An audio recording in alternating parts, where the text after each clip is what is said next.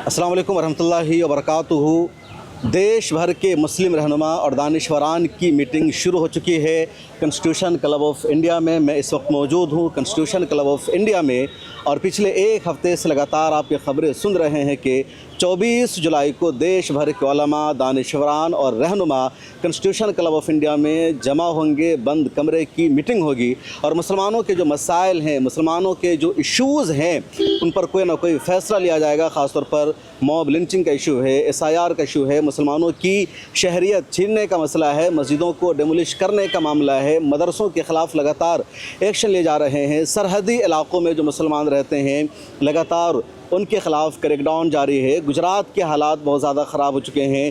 तो इन तमाम मसाइल पर बातचीत करने के लिए अदीब साहब ने देश भर के उलमा और दानिशवरान को बुलाया था और अंदर बंद कमरे की जो मीटिंग है वो शुरू हो चुकी है। बाहर भी काफ़ी लोग हैं, क्योंकि मीडिया में जिस तरह की ख़बरें सामने आई थी तो आम लोगों को लगा कि शायद उनकी भी एंट्री होगी, लेकिन अदीब साहब ने इस मीटिंग को बेहतर करने के लिए, ऑर्गेनाइज रखने के लिए बाज़ाब्ता पास इशू किया और जिन दानिशवरान को, इंटेलेक्चुअल को बुलाया गया था जो इसका पार्ट है, उनको ही एंट्री दी गई है, बकिया को एंट्री नहीं दी गई है। लेकिन बाहर आप देखेंगे तो जर्नलिस्ट बड़ी तादाद में खड़े हैं, मीडिया पर्सन खड़े हैं और सबको इंतज़ार है कि कोई बाहर निकले और कुछ बताए कि अंदर क्या हो रहा है। मैं भी अभी अंदर गया था, अंदर से होकर के आया हूँ और मैंने देखा जो हमारे दानिशवरान हैं मुल्क के मुख्तलिफ़ इलाक़ों से, आसाम से गुजरात तक और कश्मीर से कन्याकुमारी तक के जो रहनुमा हैं वो आए हुए हैं और सब लोग अपने अपनी राय दे रहे हैं, हम मुद्दों पर बातचीत कर रहे हैं। क्या क्या राय वो दे रहे हैं वो आगे मैं आपको बताऊंगा, लेकिन उससे पहले मैं आपको बता दूं कि इस मीटिंग में अब तक कौन लोग शरीक हो चुके हैं और मज़ीद कौन लोग आने वाले हैं। तो साबिक़ वज़ीर ख़ारजा सलमान खुर्शीद यहाँ मौजूद है, जो इंडिया इस्लामिक कल्चरल सेंटर के भी सदर हैं। फ़ारूक अब्दुल्ला जो जम्मू एंड कश्मीर के साबिक़ चीफ़ मिनिस्टर है वो यहाँ पर मौजूद हैं। महबूबा मुफ्ती वो भी जम्मू एंड कश्मीर की चीफ़ मिनिस्टर रह चुकी है, इस मीटिंग में मौजूद हैं। मौलाना उबैदुल्ला खान आज़मी राज्यसभा के MP रह चुके हैं और all India Muslim personal board के नायब कौमी सदर हैं, वो यहाँ मौजूद हैं। कैराना लोकसभा से MP इकरा हसन भी इस मीटिंग में मौजूद हैं। सहारनपुर के लोकसभा MP इमरान मसूद इस मीटिंग में मौजूद हैं। कश्मीर के MP आगा सईद रूहुल्लाह इस मीटिंग में मौजूद हैं। कांग्रेस रहनुमा और साबिक़ MP कुंवर दानिश अली इस मीटिंग के अंदर मौजूद हैं। महाराष्ट्र में समाजवादी पार्टी के सदर और MLA हैं अबू आसिम आज़मी, वो इस मीटिंग में मौजूद हैं। इसी तरह national democratic party of India के नेशनल वाइस प्रेसिडेंट हैं मोहम्मद शफ़ी साहब, वो इस मीटिंग में मौजूद हैं। ऑल इंडिया मिल्ली काउंसिल के वर्किंग प्रेसिडेंट हैं मौलाना अनीसुर रहमान कासमी, वो इस मीटिंग में मौजूद हैं। इसी तरह ऑल इंडिया मिल्ली काउंसिल के एक और अहम रहनुमा हैं मोहम्मद आलम साहब, वो यहाँ मौजूद हैं। अभी कर्नाटक से राज्यसभा MP बने हैं और K रहमान ख़ान साहब जो साबिक़ वज़ीर रह चुके हैं, उनके बेटे हैं मंसूर ख़ान, वो भी इस मीटिंग में मौजूद हैं। मशहूर शिया आलिम दीन हैं मौलाना कल्बे जवाद नकवी, वो इस मीटिंग में मौजूद हैं। भोपाल से MLA आरिफ मसूद, वो इस मीटिंग में मौजूद हैं। इसी तरह जस्टिस इकबाल अंसारी साहब इस मीटिंग में मौजूद है, जो चीफ़ जस्टिस रह चुके हैं पटना हाई कोर्ट में। मौलाना आमिर रशादी मौजूद हैं। डॉक्टर ज़फ़रुल इस्लाम ख़ान मौजूद हैं। जयपुर के मशहूर मुस्लिम रहनुमा हैं हाजी मंजूर साहब, वो मौजूद हैं। आसाम से तशरीफ़ लाए हुए हैं एडवोकेट रशीद चौधरी, वो यहाँ मौजूद हैं। इसी तरह सईदा सईदैन साहिबा मौजूद हैं। फ़हद रहमानी साहब भी इस मीटिंग में मौजूद हैं, जो अमीर शरीयत बिहार, उड़ीसा, झारखंड के भाई हैं। डॉक्टर कासिम रसूल इलियास भी मौजूद हैं, जो all India Muslim personal board के माफ़ कीजिएगा नेशनल स्पोक पर्सन है। इसी तरह मौलाना मुहिबुल्लाह नदवी मौजूद है, जो MP हैं। अली अशरफ फातमी साहब साबिक़ वज़ीर रह चुके हैं, पहले RJD में थे, फिर JDU में, अभी भी शायद वो RJD में हैं, तो भी इस मीटिंग में मौजूद। इसके अलावा बहुत सारे रहनुमा मौजूद हैं और मुसलमानों में इस मीटिंग को लेकर के काफ़ी जोश है, जज्बा है, उत्साह है कि कोई ना कोई फ़ैसला होगा, कोई बड़ा डिसीज़न निकल कर सामने आएगा, क्योंकि मुश्किल हालात का सामना करना पड़ रहा है। और इसीलिए मीटिंग अंदर बंद कमरे की हो रही है। जिनके पास इस तरह का पास है उसी को एंट्री है, बकिया को एंट्री नहीं है। और मीटिंग में भी क्या बातचीत हो रही है मैं ज़्यादा कुछ आपको बता भी नहीं सकता, लेकिन मुसलमानों में एक तरह से जज्बा है, लोग बाहर आकर खड़े हुए हैं कि अंदर क्या होगा, इंतज़ार में है क्योंकि अच्छा फ़ैसला होगा, क्योंकि मुसलमानों को लगातार जुल्म, सितम और अत्याचार का सामना करना पड़ रहा है, अनगिनत मसाइल का सामना करना पड़ रहा है। पिछले दिनों मैंने एक वीडियो जारी करके तफसील बताया था कि कैसी मीटिंग है और उसी का नतीजा है कि बाहर कम लोग खड़े हैं, वरना बाहर शायद एक और बहुत बड़ी तादाद होती और यहाँ पर सब लोग खड़े होते। देखिए यहाँ पर जर्नलिस्ट मौजूद हैं, नदीम साहब मौजूद हैं, बड़े इन्फ्लुएंसर इंस्टाग्राम के। नदीम साहब किस लिए आए हुए हैं यहाँ? आप मीटिंग के बारे में सुना था कि उलमा और तमाम मुस्लिम लीडर्स हैं वो आएंगे यहाँ। आपको कुछ उम्मीद है इस मीटिंग से? उम्मीद यही कि बड़े लीडर्स आए ही नहीं ना, असदुद्दीन ओवैसी आए, इमरान प्रतापगढ़ी नहीं आए और जमीयत उलमा हिंद के जो दोनों अध्यक्ष साहब हैं वो साहब नहीं आए हैं। अभी तो यही देखने को मिल रहा है। तो आप अंदर की खबर बाहर दे रहे हैं, अब क्या कर सकते हैं? तो एक्टिविस्ट के तौर पर बात कर, आप जर्नलिस्ट बन रहे हैं। नहीं जो चीज़ें हैं वो तो बोलना ही पड़ जाएगा ना, कि जिसके लिए पूरे मतलब एक सोशल मीडिया पर माहौल बनाया गया कि हाँ मीटिंग होने वाली है।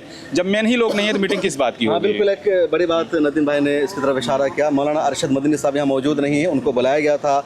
मौलाना महमूद मदनी जमीयत उलमा हिंद के वो भी सदर हैं, उनको भी बुलाया गया था, वो यहाँ नहीं है। हालांकि बुलाया गया था दोनों को। बैरिस्टर असदुद्दीन ओवैसी को बुलाया गया था, वो भी यहाँ पर मौजूद नहीं है। All India Muslim personal board के सदर है मौलाना खालिद सैफुल्लाह रहमानी, वो भी इस मीटिंग में मौजूद नहीं है। बोर्ड के सेक्रेटरी जनरल हैं मौलाना फजलुर रहीम मुजद्दिदी, वो भी इस मीटिंग में मौजूद नहीं है। इमरान प्रतापगढ़ी कांग्रेस में माइनॉरिटी डिपार्टमेंट के वो चेयरमैन हैं, वो भी इस मीटिंग में मौजूद नहीं है।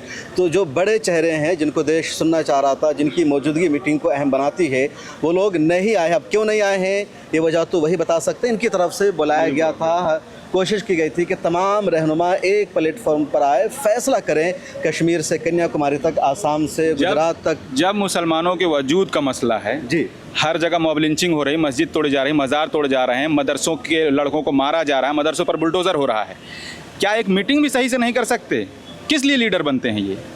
मीटिंग मान नहीं सकता, टाइम नहीं निकाल सकता, टाइम नहीं निकाल सकते, फिर क्यों लीडर है भाई? मतलब ठीक है, कई सालों में पहली मरतबा मैं बता दूं कि जो मीटिंग हो रही है उसका जो उन्वान है, टाइटल है national consultation of Indian Muslims current situation. इतना बड़ा टाइटल आप इकट्ठे नहीं हो रहे हैं, टाइटल दे रहे हैं। चलिए ठीक है, अभी तक आम बच्चों की मॉब लिंचिंग हो रही थी, अब तो दाढ़ी टोपी लगा करके अगर सफ़र कर रहे हैं ट्रेन में, तो उन बच्चों की हो रही है जो जिनको तुम अपना क्या कहते हो कि सरमाया कहते हो, जिनका जो आप सरमाया कहते हो, उसके बाद भी उनके लिए बोल नहीं रहे हो। अगर उनके लिए मीटिंग हो रही है तो मीटिंग में नहीं आ रहे हो, और फिर कहोगे एक सवाल ही मत करना हमसे। बिल्कुल एक बड़ा अलमिया है। आप कहाँ से हैं भाई? मैं गाजियाबाद से। क्यों आए आप? बस ऐसी मीटिंग का भी सुना था, फिर यहाँ पे काम भी करते हैं तो अच्छा, इसलिए- काम करते हैं ना, क्योंकि मीटिंग में तो खास लोगों को बुलाया गया था। हाँ, तो हम भी तो आए हैं, तो उस मीटिंग का थोड़ा सा हम भी देख लेते हैं। हमारे अच्छा। उलेमा आ रहे हैं तो देखने हम आ गए आप, है ना? हाँ बिल्कुल देखना है, बिल्कुल उलेमा को देखना ये है। देखिए, क्या नाम है? शादाब। जी शादाब। शादाब है, आजकल बड़े इंस्टाग्राम पे वायरल है, बहुत अच्छा काम कर रहे हैं। शादाब क्यों आए आप यहाँ? हमें हमारे बड़ों ने बुलाया है क्योंकि हम बड़ों के रास्ते पर चलने की कोशिश कर रहे हैं। अनीस सैफी जिनका नाम है। तो क्या उम्मीद है इस मीटिंग से आपको? इस मीटिंग से ये उम्मीद की जाती है, जैसे कि कुछ लोग बड़े चेहरे नहीं हैं यहाँ पर, ऐसा सुनने में आया है, और कुछ लोग हैं, तो ऐसे मीटिंग ऑर्गेनाइज स्टार्टिंग की गई है। ठीक है, तो स्टार्टिंग में हम मान सकते हैं जो भी चीज़ें सही होती हैं, बाकी जो है ना, हमें लगातार स्ट्रगल करना चाहिए। बिल्कुल अच्छी पहल है और स्ट्रगल करते रहना चाहिए। तो जो लोग यहाँ पर लगातार मौजूद हैं, और एक कोशिश हुई है कि मुसलमानों को आना चाहिए, बैठना चाहिए, मीटिंग करनी चाहिए, और अल्हम्दुलिल्लाह मुसलमानों ने बैठने की एक कोशिश की है। कि आगाज़ क्या है, तो देखिए, कल बाज़ाब्ता प्रेस कॉन्फ्रेंस मुनक़िद होगी इंडिया इस्लामिक कल्चरल सेंटर में, और उस प्रेस कॉन्फ्रेंस में सुनाया जाएगा कि देश भर के रहनुमा ने, दानिशवरान ने क्या फ़ैसला लिया है और कैसे इस तहरीक को कौमी तहरीक बनाना है। लगातार मैं सुन रहा था, तमाम दानिशवरान इंटेलेक्चुअल यही कह रहे थे कि हमें पूरे देश भर में मूवमेंट चलाना है, सड़कों पर उतरना है, कुछ ना कुछ करना होगा, क्योंकि मॉब लिंचिंग हर एक के घर तक पहुंच गई है। हेट क्राइम का हर कोई शिकार हो रहा है, दाढ़ी टोपी पर अब हमले हो रहे हैं। कई लोग तो मुसलमानों को मशवरा दे रहे हैं कि अगर आपको मॉब लिंचिंग से बचना है, मरने से बचना है, तो आप अपनी शनाख्त के साथ बाहर मत निकलिए, और मुसलमान इससे कभी समझौता नहीं कर सकता।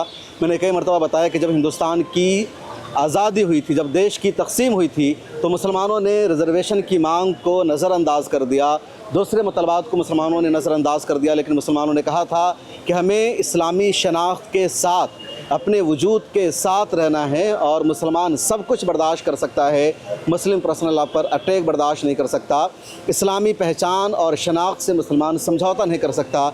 लेकिन अब बात आ गई है मुसलमानों के वजूद पर, उनकी शनाख्त पर। क्या आप अपनी पहचान और शनाख्त के साथ नहीं रह सकते? बड़े बड़े अफसरान इस तरह का मशवरा देने लगे हैं जो मुसलमान हैं। तो ऐसे में इस तरह की जो मीटिंग है बहुत ज़्यादा अहम हो जाती है। मीटिंग के फ़ैसलों पर देश की नज़र है कि अब हमारे मुसलमान क्या करेंगे। बार बार इस मीटिंग के जो कन्वेनर है, ऑर्गेनाइज़र है मोहम्मद अदीब साहब, वो यही कहते हैं कि इंडिया को दूसरा फ़लस्तीन बनाया जा रहा है, या भारत को दूसरा उंदुलुस बनाया जा रहा है। उंदुलुस पर 800 साल तक मुसलमानों ने हुकूमत की थी, फिर उसी उंदुलुस में मुसलमानों के हुकूमत का ख़ात्मा हो गया, मुसलमानों का वजूद मिटा दिया गया। मुसलमानों को नई बनने वाली हुकूमत ने सिर्फ 3 ऑप्शन दिया था 1492 में कि आप या तो अंदलुस से बाहर निकल जाओ, या फिर आप ईसाई बन जाओ, या फिर आप कत्ल होने के लिए तैयार हो जाओ। तो कहा जाता है कि वही हालात यहाँ हैं। अंदलुस के मुसलमानों ने, वहाँ के इस्लामिक स्कॉलर्स ने पूरी दुनिया को साइंस का नॉलेज दिया, नई नई इजादात की, और उसी अंदलुस में इस्लाम के नाम लेने वाले बहुत कम रह गए हैं। फ़लस्तीन की तारीख़ हमारे सामने है, जो मुसलमानों का मुल्क था।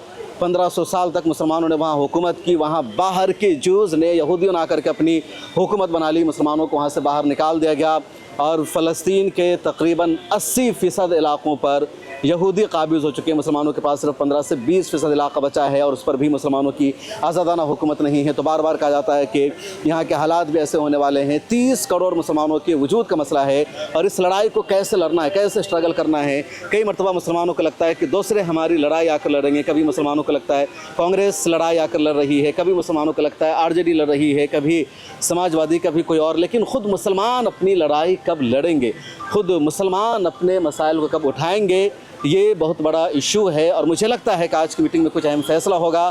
क्या कुछ बताया जाता है, आने वाला वक्त बताएगा। लेकिन इन्हीं तमाम मुद्दों पर बातचीत हो रही है कि कैसे हमें एक नेशनल कैंपेन चलाना है और इस सरकार को झुकने पर मजबूर करना है। इस सरकार ने मुसलमानों के ख़िलाफ़ नफ़रत का जो माहौल बना रखा है, इस सरकार को बताना है कि तुम मुसलमानों को दूसरे दर्जे का शहरी नहीं बना सकते, तुम मुसलमानों के साथ भेदभाव नहीं कर सकते, इस देश में मुसलमान बराबर के हकदार हैं। तो इस मीटिंग पर हमारी नज़र बनी हुई, हम आपको अपडेट करते रहेंगे। आप देखते रहिए मिल्लत टाइम्स।